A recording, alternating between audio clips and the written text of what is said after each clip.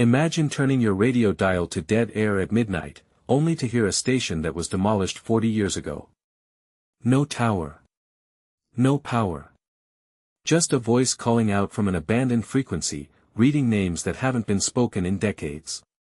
Every town has its share of local legends, but the pine forests outside Blackwood, Pennsylvania, hold something far more unsettling than mere folklore. If you drive down Route 9 at precisely 12 a.m. and scan the AM dial past the static of legitimate broadcasts, your tuner will lock onto 840 kHz. There should be nothing there. According to the Federal Communications Commission, 840 AM in this region is completely dead air. It belonged to WKLN, a small local station that went off the air permanently in the winter of 1982. The studio burned to the ground following a catastrophic electrical fire, and the metal broadcast tower was officially dismantled and sold for scrap 3 years later. Today, nothing remains of WKLN except concrete footings swallowed by weeds and rusting iron bolts buried in the dirt. Yet, if you sit in the dark on that stretch of highway, 840 AM isn't silent. It starts with a soft, pulsing hum, the distinct acoustic signature of an old vacuum tube transmitter warming up. Then comes the static, rhythmic and deliberate, sounding almost like heavy breathing.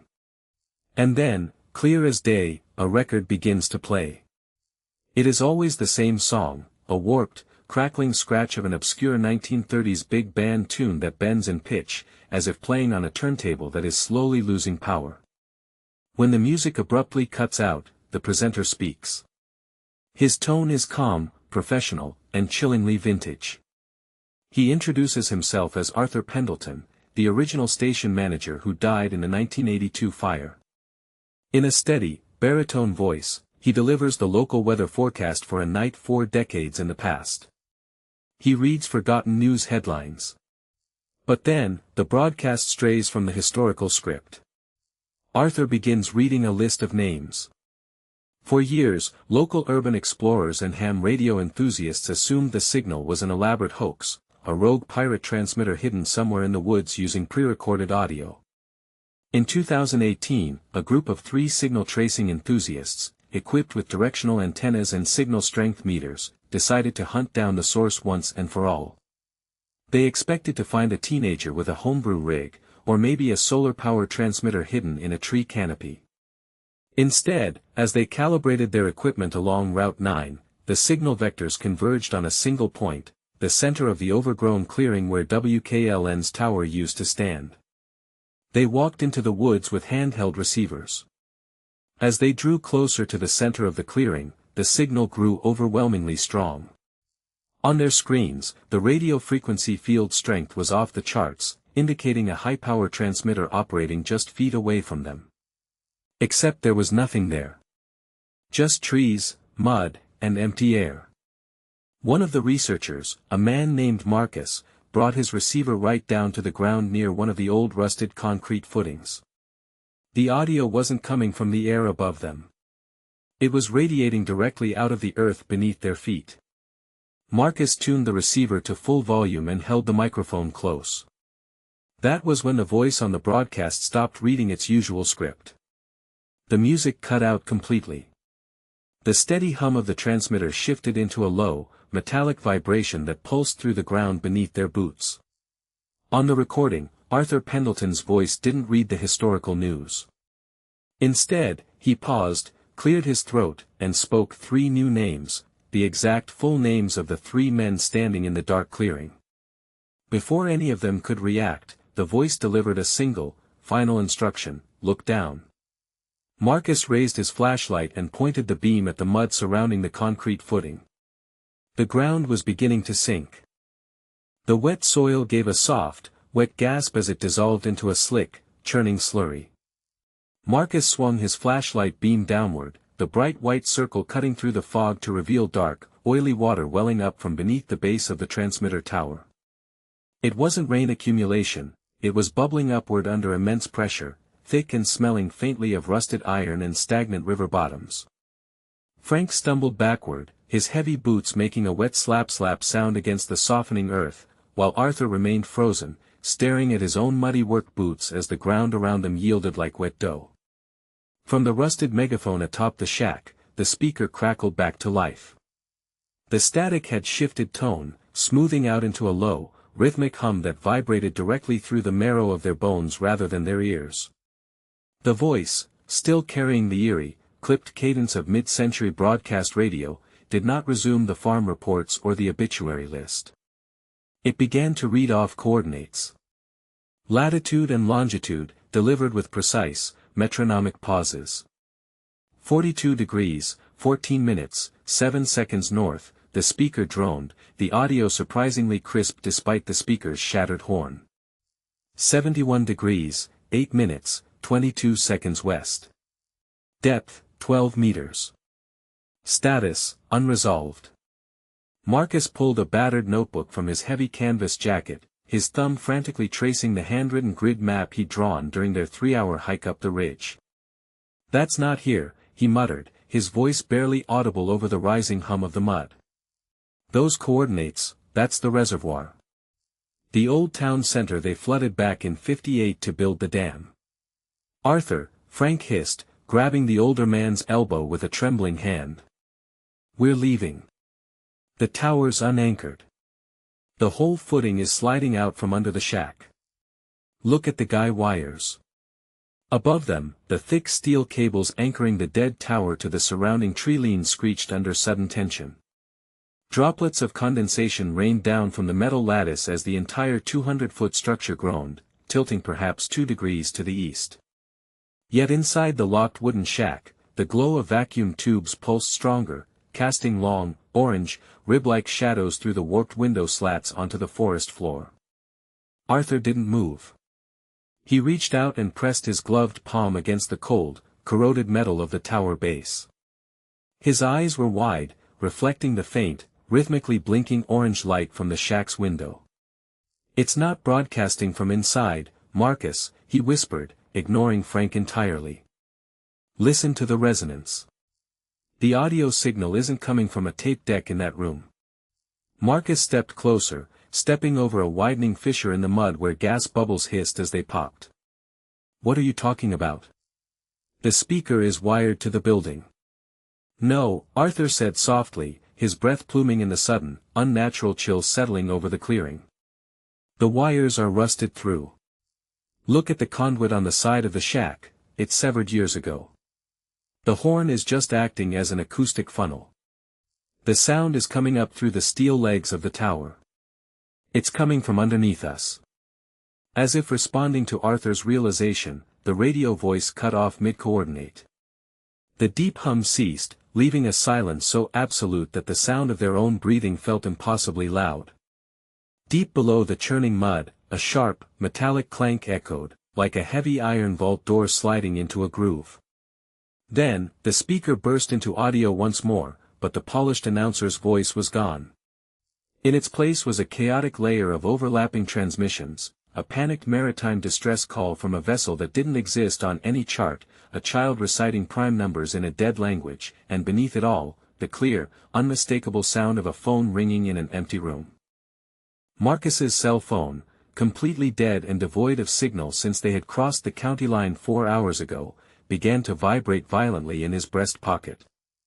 It buzzed against his ribs like a trapped horn beetle, a hard, rhythmic thrumming that made him instantly freeze.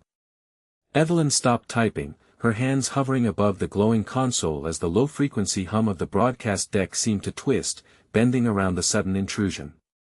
Marcus slowly slipped his hand inside his heavy canvas jacket. The glass screen of his phone was pitch black, dark as obsidian, yet the internal motor whirred furiously, shaking the frame. As his thumb brushed the bezel, the blackness did not fade, instead, a single line of bright, white audio waveform flickered across the dead display, pulsing in exact, terrifying synchronicity with the ringing noise coming through the station's massive, rusted monitors. "Marcus," Evelyn whispered, her voice barely carrying over the crackle of the static. "Don't." He didn't answer. He couldn't. His fingers acted on an impulse that felt less like curiosity and more like a physical wire being pulled inside his spine. He pressed his thumb to the center of the dark glass. The vibration stopped instantly. From the phone's tiny bottom speaker, a voice spilled out, not muffled, not distorted by the poor hardware, but crisp, dry, and terrifyingly close, as if whoever was speaking had their lips pressed directly against his ear canal. 34 degrees north, the voice rasped. It was the same child from the broadcast, but the strange, archaic cadence had dropped away, replaced by an flat, clinical monotone. 12 minutes. Bring the iron key from the desk drawer. Marcus swallowed, his throat completely dry. Who is this? How are you broadcasting on a dead line? The line isn't dead, Marcus, the speaker hissed, followed by the wet sound of a heavy breath being drawn. The tower just hasn't built the rest of you yet. The phone snapped off. Not a fade, not a dropped call, just total, profound silence from the device. But above them, high up in the ceiling superstructure where the thick copper feed lines ran toward the main transmitter mast, a loud clang echoed through the building. It sounded like a sledgehammer striking a frozen pipe. Then another. Clang. It was moving along the cables, coming from the base of the antenna outside, traveling along the wiring, heading straight down toward the control room. Evelyn bolted upright, knocking her chair backward onto the dusty linoleum. She grabbed the heavy steel flashlight off the soundboard, sweeping its beam across the peeling wallpaper of the studio. Something is on the roof, she breathed, her breath pluming in the sudden, inexplicable drop in room temperature. The moisture in the air was rapidly turning to frost, white crystals were actively crawling across the glass of the observation window separating them from the live booth. The drawer, Marcus muttered, his mind clinging to the call like a lifeline. He rushed around the mixing console, shoving aside yellowed logs from 1984 and chewed-up pencils, yanking open the bottom wooden drawer of the station manager's desk. Inside, buried beneath a nest of dried mouse droppings and rotted rubber bands, lay a heavy, blackened piece of iron. It wasn't a standard key, it was a solid, 3-inch skeleton key, coated in a thick, oily residue that smelled overwhelmingly of copper and wet soil. As his fingers closed around the cold metal, the monitors on the main deck surged with sudden, blinding power. Every needle on the analog VU meter slammed into the red, pinning so hard the tiny glass covers shattered, raining shards onto the console. The audio feed didn't blast static this time. It played the sound of footsteps. Heavy, dragging, wet footsteps, walking across a wooden floor. Step. Drag. Step. Drag.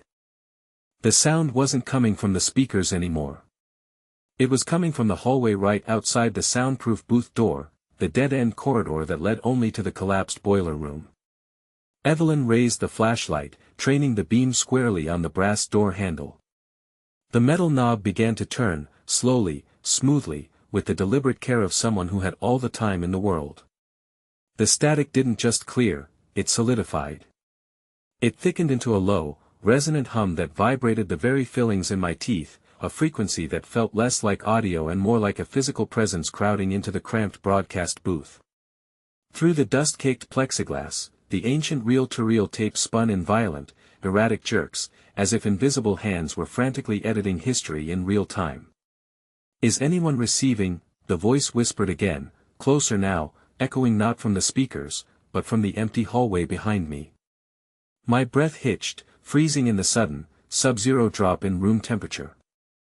Frost blossomed across the rusted control board in delicate, crystalline webs, crawling over the black bakelite dials and creeping up the brass housing of the central microphone.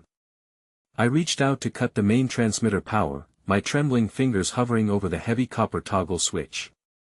But before I could throw it, the switch snapped downward on its own with a deafening metallic clack. The red on-air sign above the door burst into a blinding, rhythmic pulse. Crimson light flooded the room, painting every surface in the color of fresh arterial blood. Down the hall, the sound of slow, drag-and-click footsteps began to approach.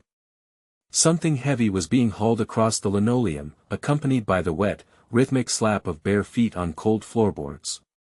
Click. Drag. Slap.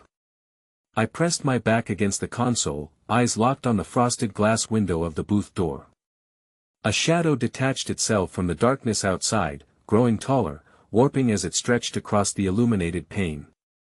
It was human in shape, but the proportions were impossibly wrong, arms dangling past the knees, a torso elongated and narrow like a starved pine tree. "We never went off the air," the voice rasped, now coming directly through the thin wooden door. "We were just waiting for a receiver." The door didn't burst open, it simply dissolved, turning to ash that floated upward into the frozen air. Standing in the threshold was the station's former night engineer, missing since 1974. His clothes were preserved in gray radio dust, his skin pale as bleached bone, and where his eyes should have been, twin vacuum tubes glowed with a sickening, hypnotic amber light.